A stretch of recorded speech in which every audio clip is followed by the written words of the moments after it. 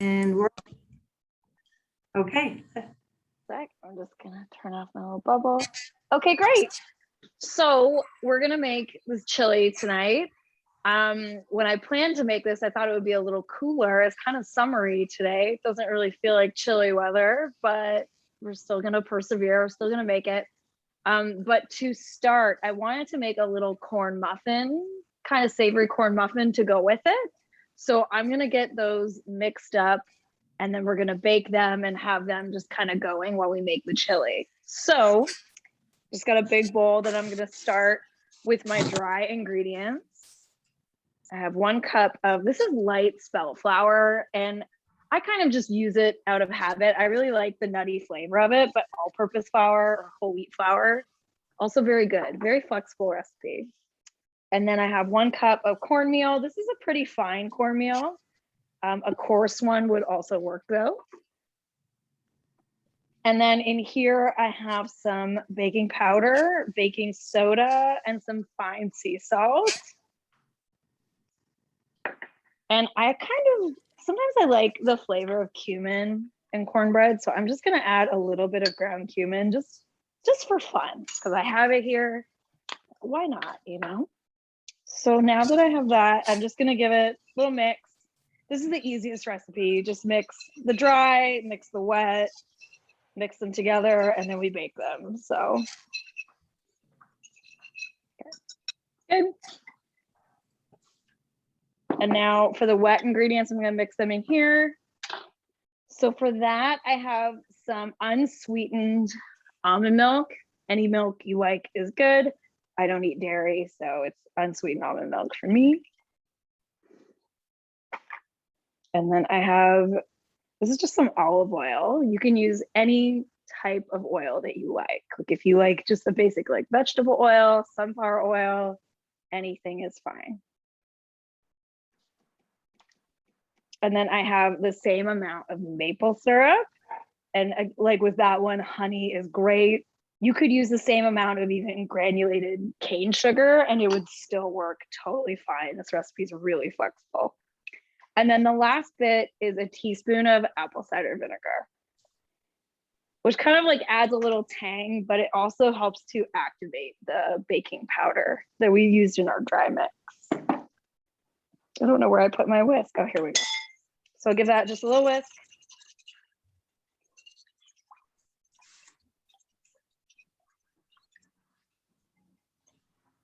Good.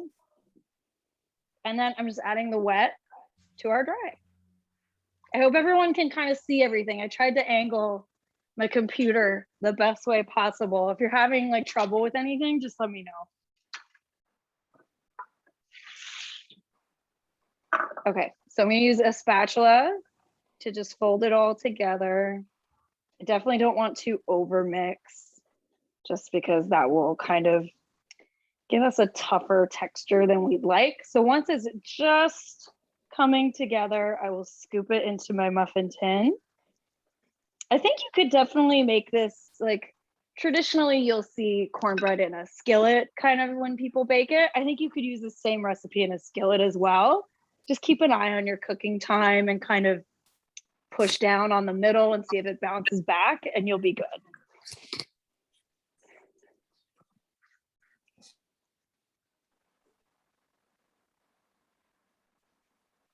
Okay, that is looking great. I have just a regular 12-cup muffin tin here. And my spray oil is avocado oil, but anything you have is great. So I'm just gonna grease these. This usually for me makes 9 or 10. So I will get 9 ready here. And I'm just gonna use my little 1/3 cup measure to scoop everything in. You want to fill the little cups to about the 3/4 line of the cup, like kind of like how I have that one.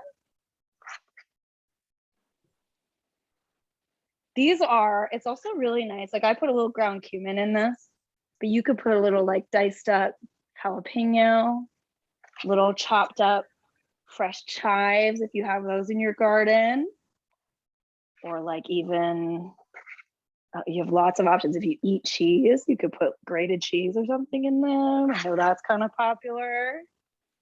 Or even in the season of fresh corn, I would put fresh corn kernels in this batter. I think that would be lovely.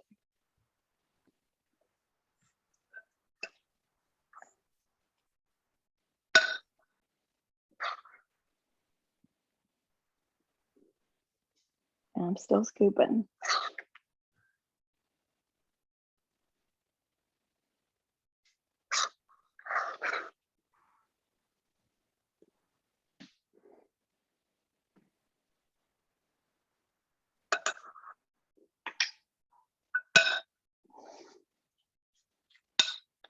I think I have enough here for one more.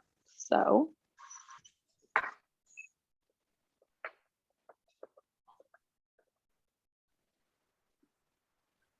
Great.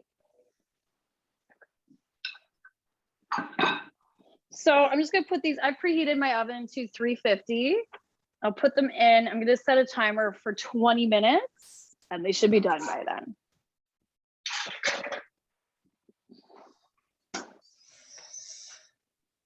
Also, if anyone thinks of any questions while I'm doing any of this, just shout them out. Laura, do you ever use the paper muffin cups? Not so much anymore. Like I just spray them and let them come out. I know if you're keeping the muffins over a period of time, or maybe you're freezing them, the little paper liners are really helpful because they keep the moisture in a lot better. But for me, typically, like we eat a batch pretty quick. My partner and I'll bring some to my family, and I don't bother with it. Like the non-stick on my muffin tin is still really effective. So probably when it runs out, I'll start using it again. But thank you. Okay, great. So we're going to start the chili now. So I'm going to get my little burner plugged in and going.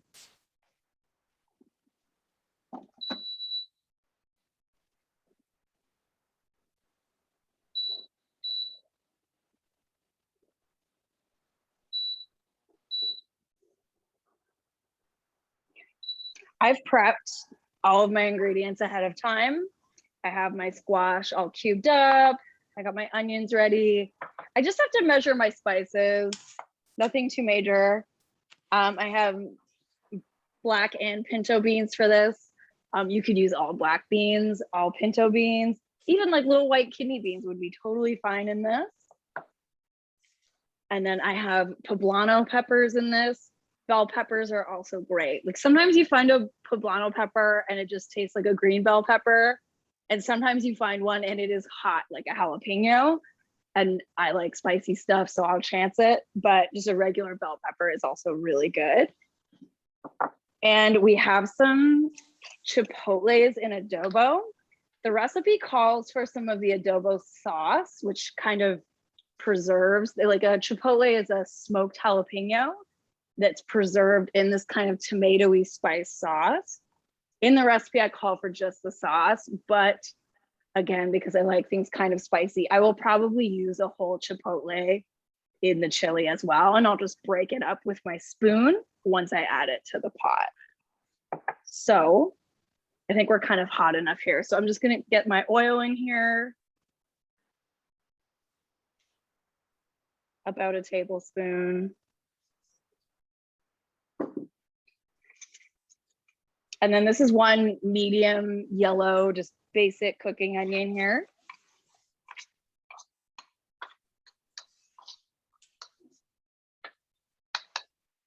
And I feel like if you've been to one of my little cooking Zooms on here before, I always say with onions, I like to really cook them out over a long period of time, just to like probably like 5 or 6 minutes, just like slowly sweat out the rawness out of the onion so that it's achieved its like full depth of flavor, a little bit of sweetness. So it reaches its full potential almost. It's kind Laura, of like, yes. Sorry, I've got a question. Where do you get that adobo sauce? Where do you buy the last time I bought the canned chipotles was at Zares on Niagara Street in the international foods aisle. They have it. Thank you. I forget what the brand is. You know, I'll find the can and show it to you.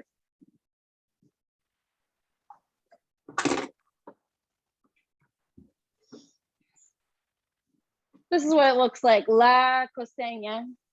Okay, thank you. That's the one.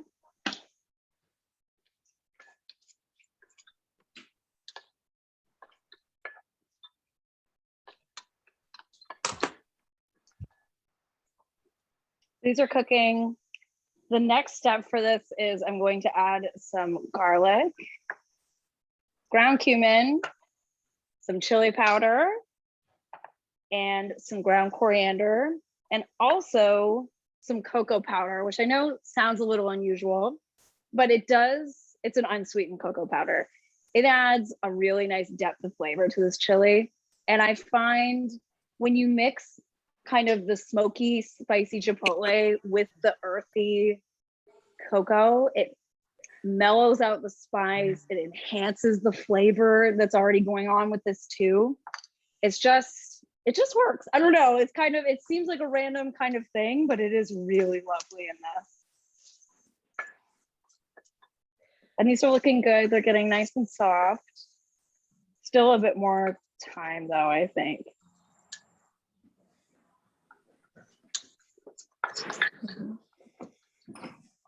Laura, last month's recipe was a great success. Our family loved it.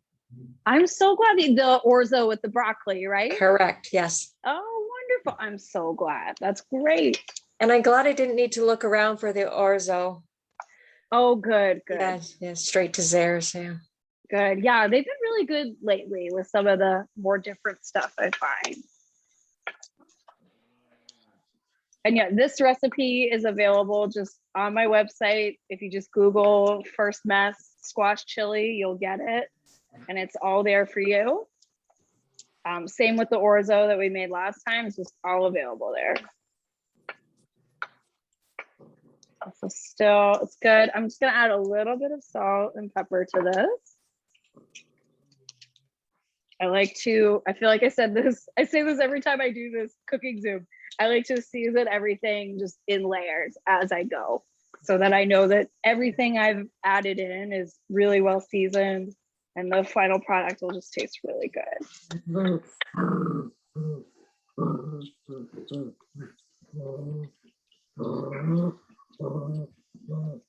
Okay, I think we can add these are really soft and translucent. I can see through them. They're looking great. They haven't browned or anything, which is ideal. So this is 3 cloves of garlic that I've minced up. So they'll go in. And so with the ground cumin, I add about 1.5 teaspoons. Here, there we go. This is an ancho chili powder, so it's not overly spicy. I'll use 1 teaspoon of that. You could use, since this is already kind of smoky, if you have chipotle chili powder at home, that's delicious. It's perfect. It really accents the adobo that we're using. And then this is ground coriander. I'll just use 1/2 teaspoon of that. I find too much ground coriander can kind of taste like perfume sometimes. So I just kind of go easy on it, keep it kind of complementary with the other flavors. And I'll give that a stir. And our cocoa is going to go in now as well.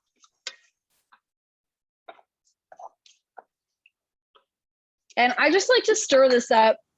Whenever I add dry spices to a pan, I want to make sure there's enough oil in the pan so that they have the spices have somewhere to go, so they're not burning on top of the pot.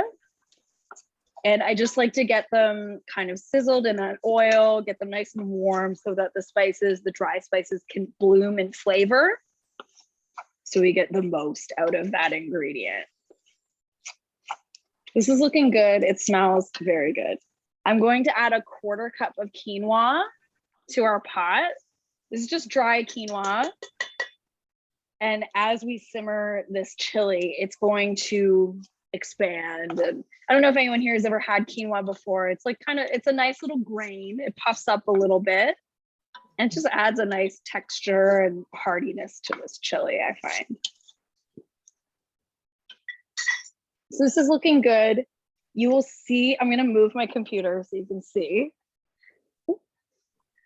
You can see it's really deeply browning on the bottom of the pot there, which is what we want. That's all just flavor. And now I'm going to add my butternut squash. I cubed this ahead of time. They're just like little 3/4 inch pieces. We'll add that to the pot. That's the thing that's going to take the longest to cook.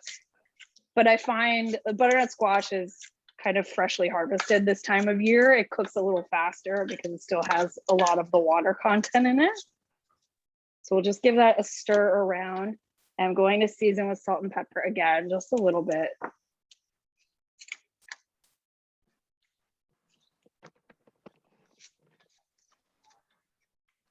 So now we need to add a little bit of liquid to the pan. This is vegetable stock. I'm just gonna add a splash. And you can hear it sizzling. I hope you can hear it. I've had some brown bits from the spices and everything on the bottom of the pan. So I'm just scraping the bottom of the pot right now to get everything with that little bit. And then from there, we can add the rest. This is 1 cup. And then I'm also going to add my chipotles and adobo. I'm going to use 1 whole chipotle in this and a bit of that sauce.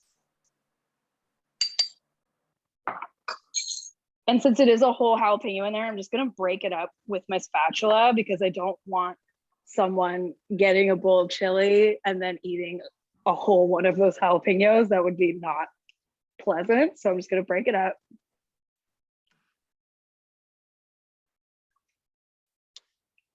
Right. And then this is 800 milliliters of crushed tomatoes, just canned crushed tomatoes.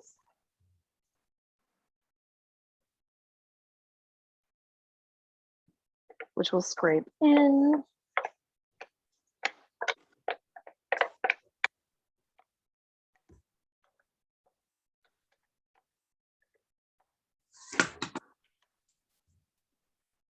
And then the last 2 things are our beans. The black beans and pinto beans, this is like the meat of our chili. I know it's not the same, but when you're making vegetarian, vegan chili, I feel it's just as satisfying. I personally just love beans. I could eat them with every meal. So we'll stir that in. And then the last thing is going to be our diced poblano pepper, which I'll just add.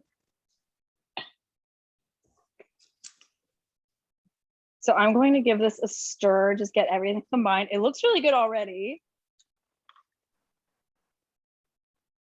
Get that. I'm going to season with salt and pepper 1 more time.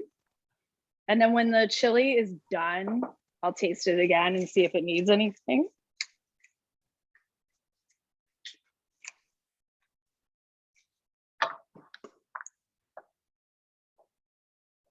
Stir all that in.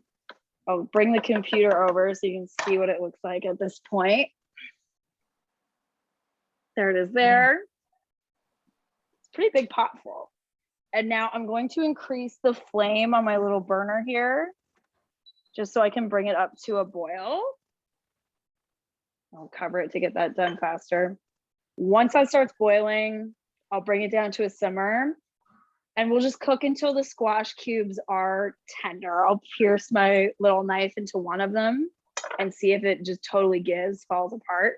Once that happens, it's ready. Usually it takes about 30 minutes, but it could take less. I diced it up pretty small, so we have that going.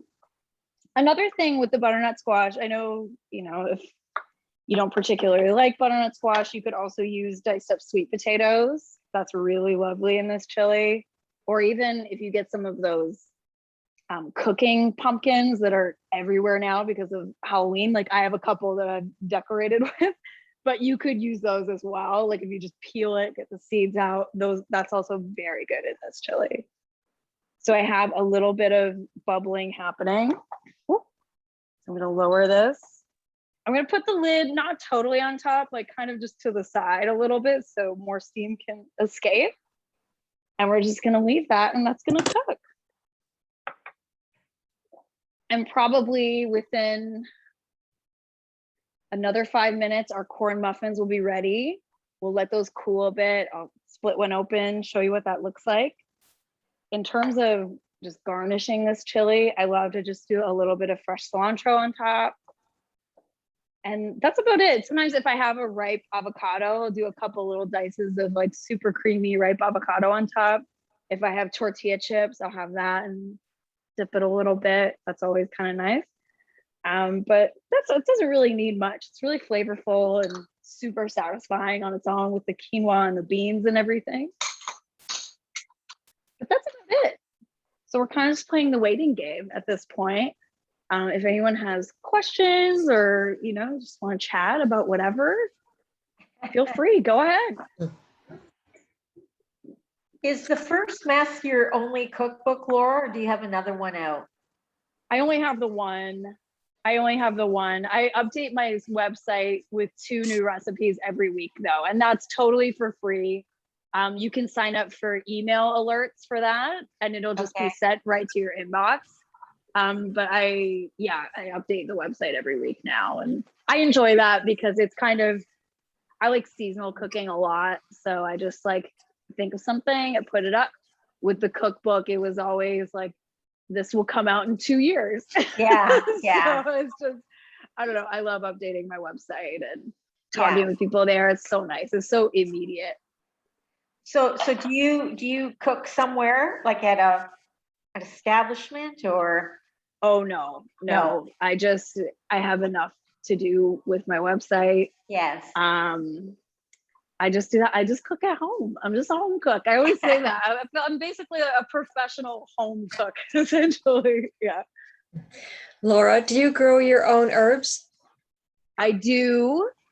I grow a lot of them. Cilantro is actually one I never have luck with. I have a really hard time growing it, so I will always buy that one because I plant it in the summertime and it starts like the first few weeks.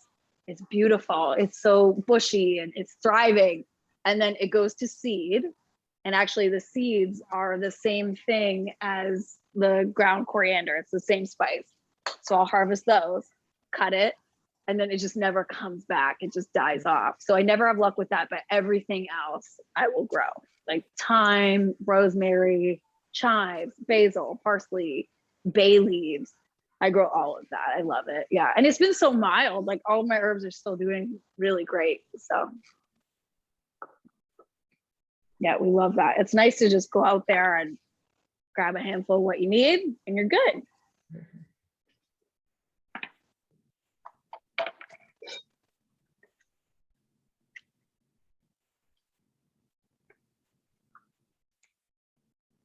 It's kind of nice to cook something like this after Thanksgiving, even though it still has the squash. I'm kind of sick of squash and stuffing and all that kind of stuff, but it's nice to have kind of a different flavor profile with it anyway.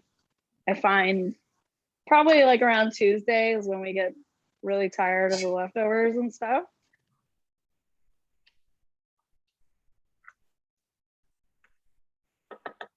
So are you a country market shopper more than just a grocery store shopper? I do like to go to like I love going to a health food store. I love going to a farmer's market when they're in season. There's a really great store in St. Catharines called Bushel and Peck. It's in downtown St. Catharines. Yeah. And they have kind of a small selection of produce, but it's always like really nice stuff. I love going there. They have very in the moment kind of stuff. I was there kind of recently and they sell these like, look how cute this is. This is a little honey nut squash. It's just the size of my hand. It's the cutest thing. Nobody else in the region has these and they're so good. It's like a butternut squash, but it's sweeter. It has more, it's less of the water from the squash and it's just more of the flavor. So they kind of have some of those nice, more unusual things that I like. But I go to Zehrs, I go to Sobeys, like sometimes I just like, I need something and, they're open till 9 o'clock. So I'll go and it's great. And I find I think there's more of a demand for better quality local produce now. Like, and these big supermarkets are responding, which I think is really great. Have you heard of small scale farms? Yeah, there's a couple. There's one that I really love locally called Omi Farms. Yeah, I don't think know they're that out. one. It's just OHME, Omi Farms. They're out in Lincoln, and they grow a lot of they grow just a bit of everything, which I think a lot of the small scale farms, that's what they do. They just grow a variety, but they grow arugula, and they have it available for a lot of the year. It is so spicy and delicious. Like, it's like grocery store arugula is like fine, I like it, but this stuff is so like, it's so lemony and peppery and like spicy on the palate. I love it. It's really good. But everything I've had from them is just delicious. They really care. They really put a lot into what they do. I know they work really hard, but the product it speaks for itself to me.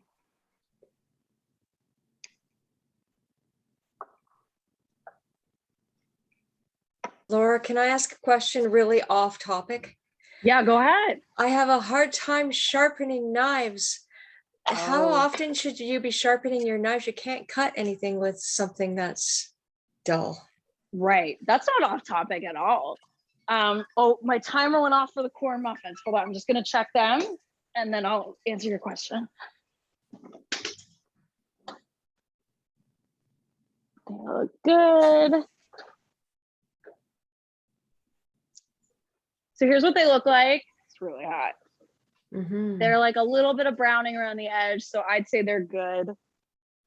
I'm just gonna, the middle is bouncing right back, so they're definitely done. They're good. So now they're just gonna cool. For sharpening knives, I have, it's like they call it a steel. It's like a stick that you can use to hone the knife in between use.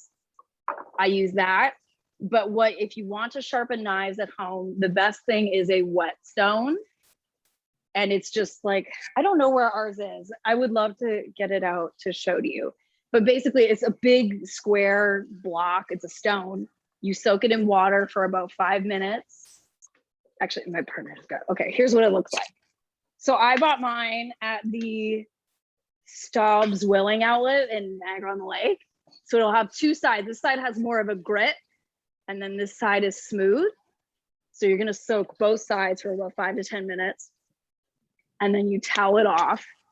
And you're gonna start with the strong grit side. And you kind of hold your knife at like this sort of angle. There's a lot of guides online for this. And you just kind of, sorry. I just got a cough, I'm so sorry.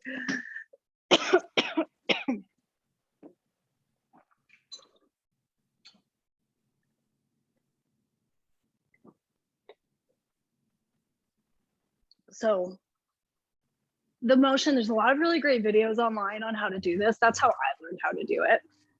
You kind of just run the knife across like this at an angle. And what it's doing is it's just refining the edge of the knife. And then I'll do the other side. And then once you're done with the high grit side, you'll move to the smooth one just to refine the edge a little more. I would say they generally recommend doing this probably if you cook a lot, once a month. Whoa. Or if you cook and it takes once you soak it, it really takes like 10 minutes. And once you get used to it, you'll get faster at it. It'll become kind of second nature. That's if you cook a lot. Like if you're cooking and chopping for every single meal, I don't do it that much. I probably do it every 2 months. And I don't even do it. My partner learned how to do it, so he does it for me now, which is really nice. But it's once you learn how to do it, it's very easy and it's very rewarding. It's just having a slightly dull knife is actually quite dangerous in the kitchen. I think more accidents are prone to happen when your knife is dull, especially when you're cutting things like squash, heavy things like that. You want the sharpest knife possible. So I do recommend investing in one of these. They're incredible. Nothing will get it sharper. Laura, where did you say you purchased that? I got this at the Niagara Outlet Collection. There is a Staub and Zwilling outlet, or like it's like Staub, Zwilling, and Henkel. They're all the same company. There's an outlet store there, and they sell like all the Henkel knives. And I think this sharpening block is made by Henkel Knives. Okay, thank you. No problem.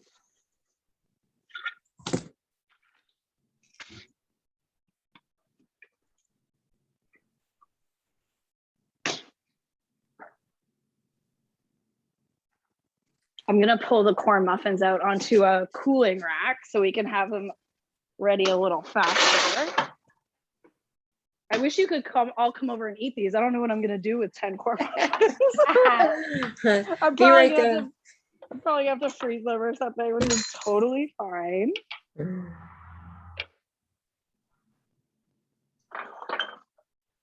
Great.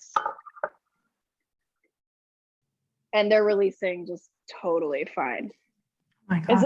I'm telling you, the non-stick on this pan, this is an all-clad muffin pan, and I never use liners. It's amazing.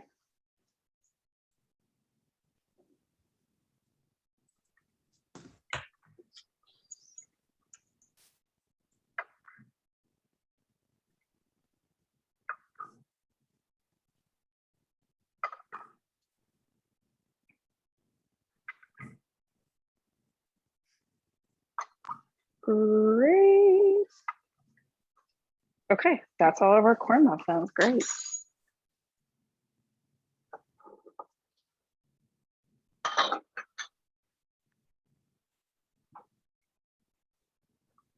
I'm going to check on this.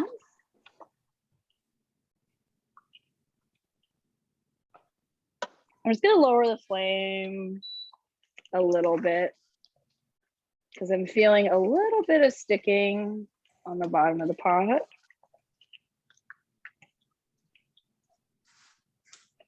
The squash still feels quite firm, so we still got a little ways to go.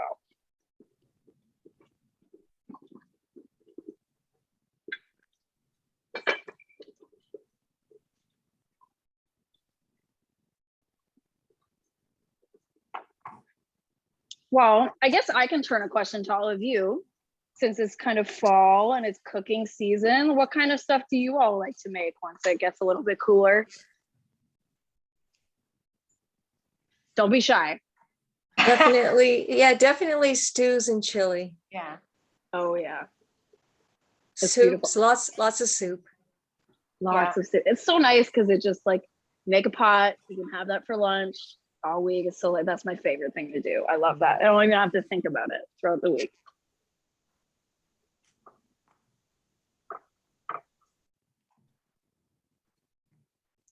Did we all prepare traditional Thanksgiving stuff over the weekend, or does anyone do anything kind of different? Well, it wasn't my turn to cook this year. That's great. I think that's great. Yeah, but we did fish where we were. We had fresh walleye. Oh wow. Yeah, done in a deep fryer outside.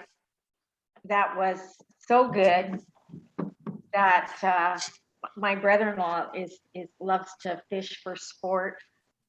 And I said, we should open up a food truck. Be careful, because he'll just put you to work probably. I know. I said, I'm good with that. I'm good with that. Okay. It's fun.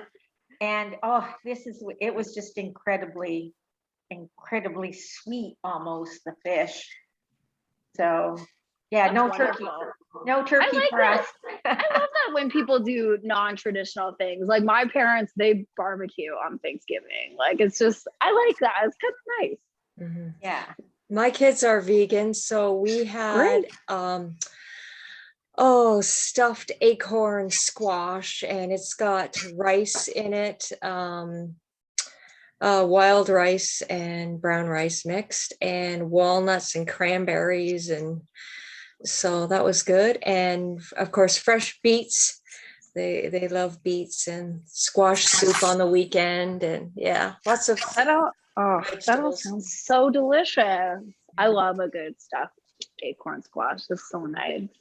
It's very harvesty. So good. Mhm. And I love the wild rice. Like that's a Canadian grown rice. I just think I love it. It's so great. Mhm.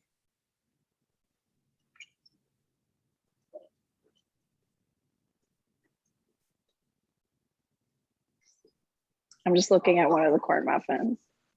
And the texture is like really nice. There it is. Nice and Oh, yeah. fluffy. Mhm. Yeah. See the steam. Yeah. So where do you live? They turned out really good.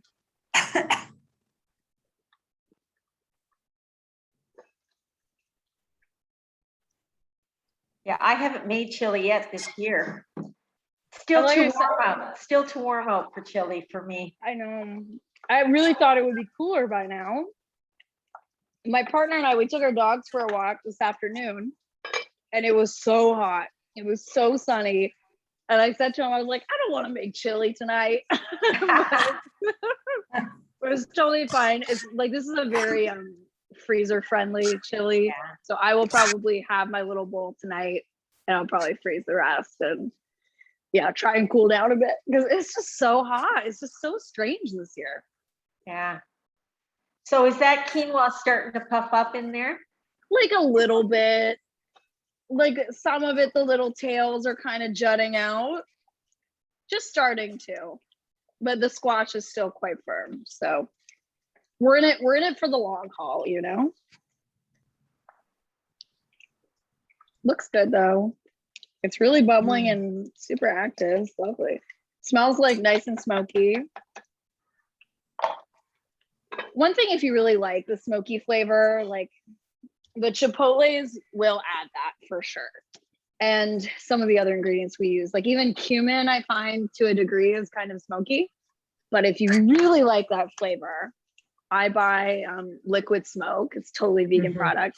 Sometimes I'll add just like a couple drops of that, and it just like, it tastes so like, it adds such a like smoky, meaty quality. And not that I ever miss meat or anything like that, but it's just, it blows my mind how much 3 little drops adds to something like this. Like, it's incredible.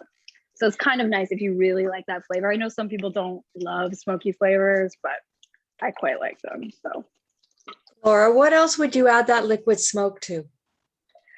I do it, anytime I make like a pot, like if I'm just doing a simple pot of brothy white beans or something, like beans and liquid smoke is just delicious. If I make a vegan kind of beans and rice, like a Creole style beans and rice, it's so delicious. If I make like a simple kind of mushroom soup or a mushroom, like a stewy kind of mushroom dish with like some cooked farro and some kale or something, couple drops of that, so great. Like, and the jar of it keeps forever. Like you will have it for so long. So like if you find, minimal uses for it, it will always be there for you. I honestly don't think it goes bad, but I love it with mushrooms, beans, anything that's kind of like meaty. If I make vegan meatballs I make vegan meatballs out of mushrooms, oats, little like chopped up walnuts, that's kind of the mixture.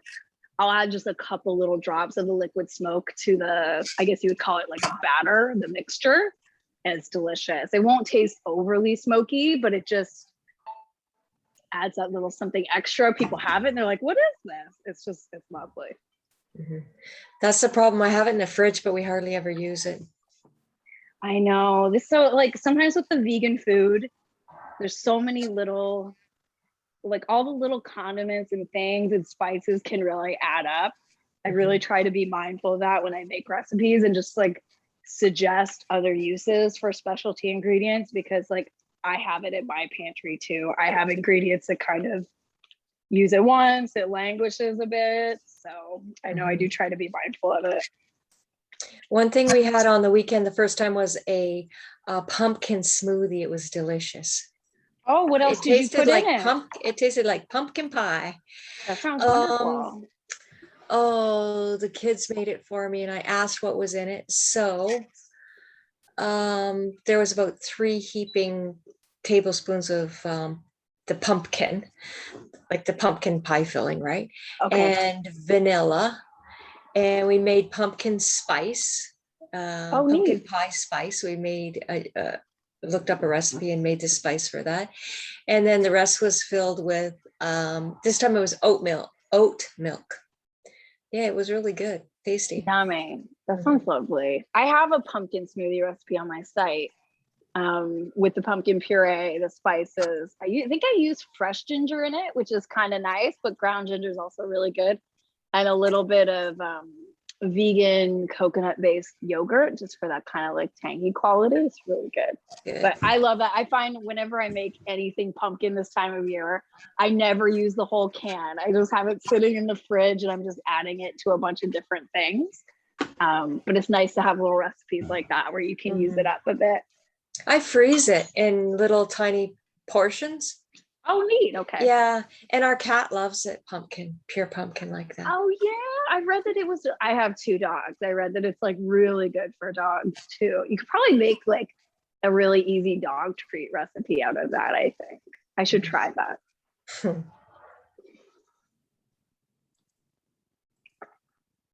We're still going. The quinoa is definitely puffing up a bit more though, which is nice. I had a really lovely vegan chili one time at a restaurant, and they used, it had beans and stuff in it, but they used finely chopped walnuts that they had soaked in water for a bit and then drained them. And they sauteed just those little chopped walnuts. They had softened quite a bit from the soaking, sauteed them with the spices and everything.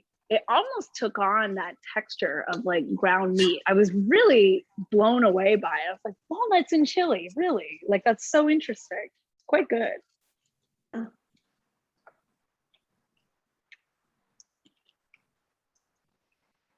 Do you ever use the like soy substitutes or the meatless meat that you can buy to put in there? Sometimes I get a craving for it. Sometimes I try to avoid it because like they do have, there's a lot of like ingredients they use that I don't really eat that often. And like the Beyond Meat product is a good example. Like the Beyond Meat sausages, they're very tasty, like they're very good, but I don't always feel amazing after I eat it. So, but every once in a while I just get a craving for it. Like I love using those sausages in a pasta with broccoli rabe and lots of chilies and stuff like that. I enjoy that from time to time, or if I'm out, like a lot of times when I go out, the vegan option is something like that. And in the moment, I really enjoy that. And I just appreciate that the restaurant has something. But yeah, I would say just sometimes, like nothing's like off limits to me. I do enjoy them sometimes. I feel like they have their place, you know? I don't know. But most of the time, like if I'm eating, like I like beans, like I said that, like I love beans. Like I'll just eat them all the time. I love them so much. Or tofu, I love tofu. Do you use tamarind? Is it tamarind?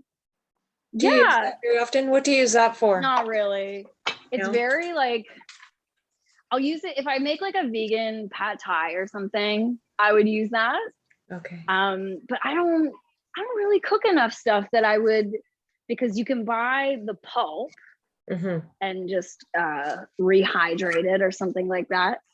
But it is kind of sometimes in a spot where tamarind would be called for and I don't have it, I'll use a splash of balsamic vinegar or something like that.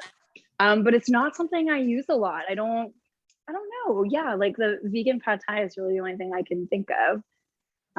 But I would have to like go out of my way to go get it because I don't have it on hand all the time.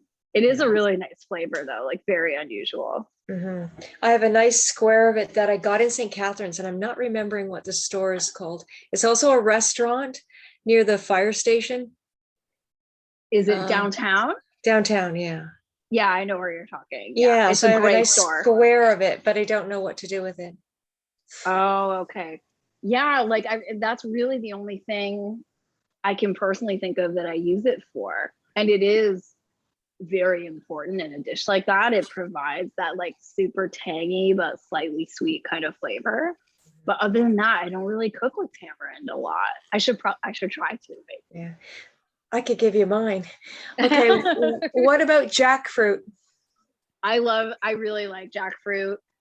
I love it when people do those little, like they pull the shreds and they just treat it like barbecue pulled meat or whatever. I love that in a taco. I think that's like the most delicious thing. Or even that just like in a vegan nachos thing. It really loans itself to vegan interpretations of Mexican food really well. Like I think it really works. I love it. It's a little bit of work to pull the pieces apart, but I quite like it. And you know what? It's just like, it's a fruit, but it's so meaty. Like usually I don't go for that kind of texture, but with that, I really enjoy it with that one. It's quite good. I've seen a recipe online. Somebody made, like, there's this style of chili, and then there's also the white style of chili with green chilies and like these tomatillos and things, and that typically has chicken in it. But I've seen vegan recipes that will make a white chili with the shredded jackfruit, and it looks incredible. It looks exactly like the chicken one. It's incredible. And like, I would try that. Again, like it kind of just loans itself to that flavor profile, it seems like. Is the jackfruit shredded before it's cooked? You can buy, so typically they recommend when you buy the cans of jackfruit, you empty it and rinse it really good. And then I shred it, and then I rinse it again, just to get like any of that liquid off. Cause sometimes they use like a lot of salt and a few other things in that flavor in that liquid. So I'll rinse it again, and then it's ready to go. I like to dry it off a bit, and then you'll get your pan nice and hot, a little bit of oil. I like to really brown the jackfruit alone first. Just get it like really nicely seared, flip it around a few times, dry it out a bit, get that caramelization. And then if you're using a barbecue sauce or a spice treatment or anything like that, then go in with it. I find the flavor of it is so much better if you just take the time to brown it first. And I think there is a brand that you can buy that's pre-shredded, pre-rinsed, everything. It's called Upton Naturals, I think. And I've seen it at Camiso's, and I've seen it at the Peanut Mill in St. Catharines. And that one is ready to go. It's in like a bag and a little cardboard sleeve. And that one, like you can just, and they sell like pre-marinated seasoned versions of it that you just like empty out and cook. But they do have a plain one too. But I love jackfruit. Jackfruit is also really nice in like a curry or something like that. Like if you want to make a version of like a vegan butter chicken or something like that, like it's the perfect substitute. Like it has the texture. It soaks up the flavor of the sauce too. That is, like, in terms of vegan meat substitutes, that's one of my favorites. Do you make your own barbecue sauce? Sometimes, if I'm feeling up to it. And I have a few recipes on my site, but I also buy it a lot too. There's one brand I really like. They're Canadian. It's called Good Food for Good. I'm going to grab the bottle. I'll show it to you.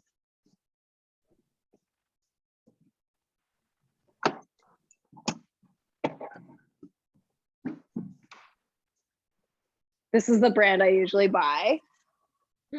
Their sauces are they make ketchup, they make spicy ketchup. All of their sauces are sweetened with dates. They don't use sugar in their sauce. And the date is nice. It's like a natural form of sugar.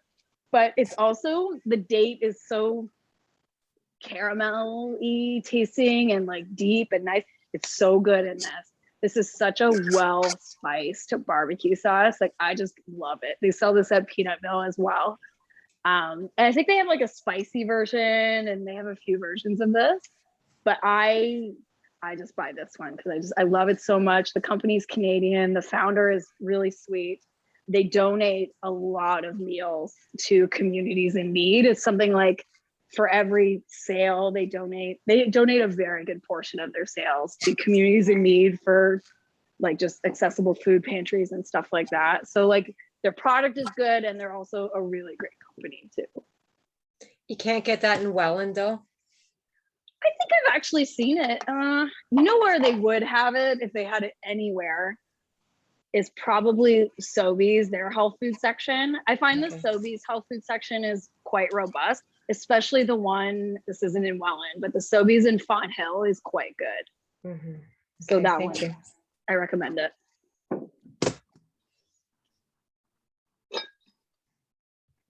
It's starting to thicken up. I think we're getting very close with this. I'm just gonna test one of the pieces of squash.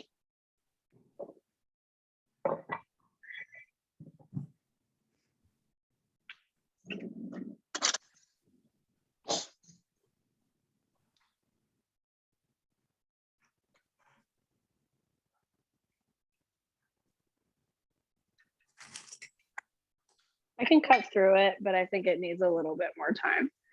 So we'll just leave it. Like probably 5 or 10 more minutes.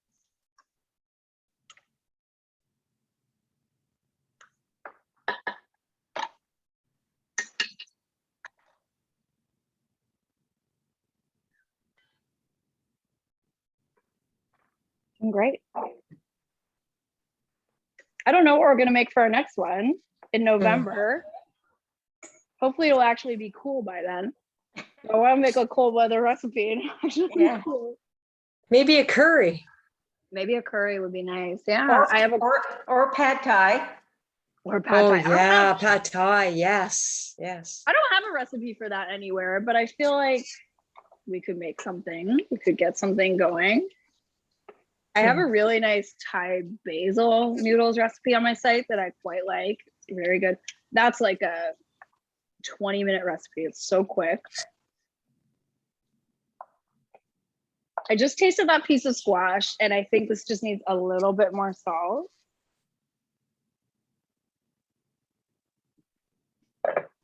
And more pepper too.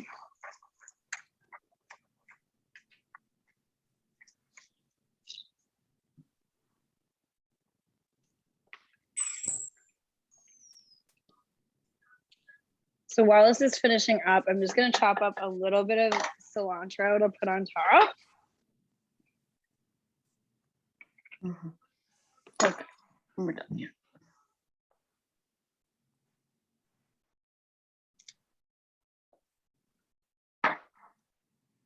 Also, like I know people are kind of hot and cold on cilantro. If you don't like it, just don't use it. I find like even sliced green onions is really nice on something like this.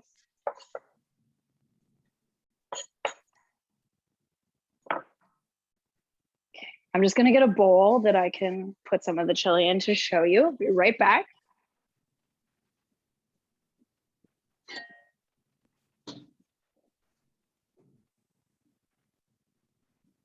All right.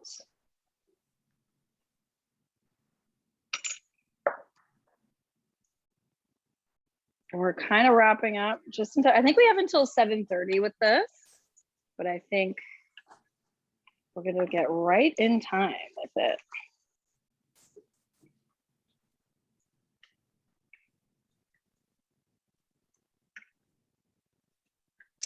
Laura, I have to excuse myself. It's been great, and I can't wait to try both of these recipes. Thank you for joining us. I really appreciate it. It was And great. I Thanks for your look- questions. And I look forward to the next one. Yeah, great. Wonderful. Yeah. See you again soon. Okay, and I want to pick up your cookbook sometime. Wonderful. Thank Okay. you. Can we buy it on Amazon? Yeah, it's available on Amazon.ca or through Indigo, all the booksellers. Yeah. Okay, great. Thank you. Wonderful. Thank you so much.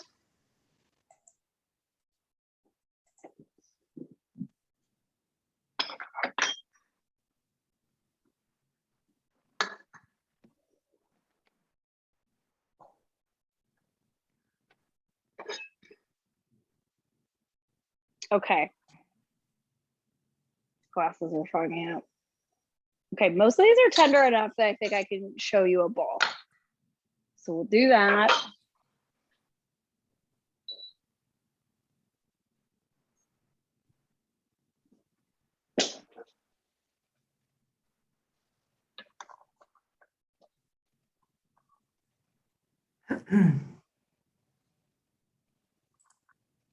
say this serves probably 6 to 8 people, depends on the appetite, but it's also a pretty hearty chili. Like the quinoa and the beans make it super hearty.